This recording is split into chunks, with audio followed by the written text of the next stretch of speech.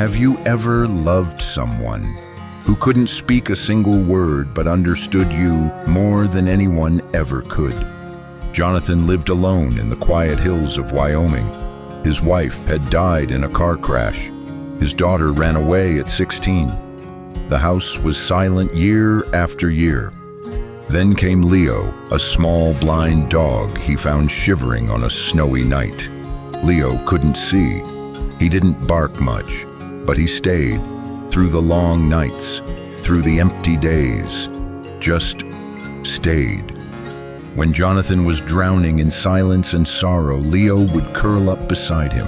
No barking, no begging, just presence, like saying, "I know, I'm here."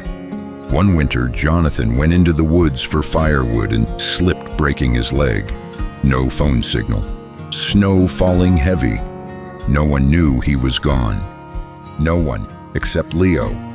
The little blind dog sniffed the frozen ground, wandered alone through the forest, over hills and ice, until he found him.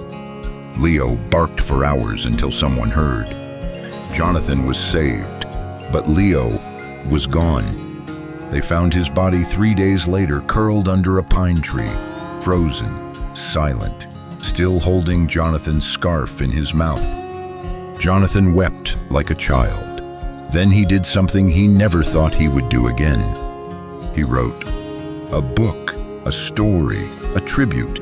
He called it The Last Door because Leo had opened the final door in his heart, the one he thought no one could ever reach.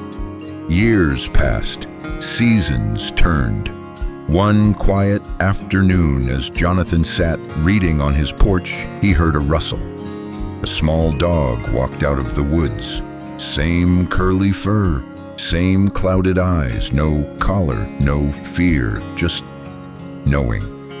It looked at him, wagged its tail, and curled up beside him like it had done 1,000 times before. Jonathan whispered, "Thank you for coming back." Maybe it was a coincidence. Maybe it was a miracle. Or maybe, when love is real enough, it finds its way home, no matter how many lifetimes it takes. So I ask you this: are you missing someone who might still be with you in a different form? Sometimes the ones who save us aren't human.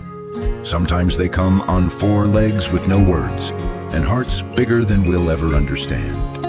If this story touched your heart, even just a little like this video, and follow Brightside Tales, because stories like this, they're not just stories, they're mirrors.